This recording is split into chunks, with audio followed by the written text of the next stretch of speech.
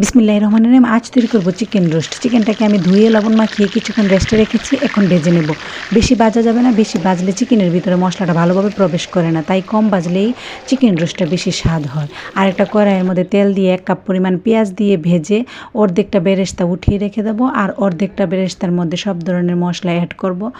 শুকনো মশলা, এলাচি, দারচিনি, তেজপাতা এগুলো দিয়ে একটু পানি দিয়ে কষিয়ে তারপরে অ্যাড করব বাটা মশলা, পেঁয়াজ বাটা, রসুন বাটা, আদা বাটা, সাথে একটু বাদাম বাটা, এগুলো দিয়ে ভালোভাবে একটু কষিয়ে এর মধ্যে মুরগিটা দিয়ে একটু কুক করে উপর দিয়ে দুধ দিয়ে দেব।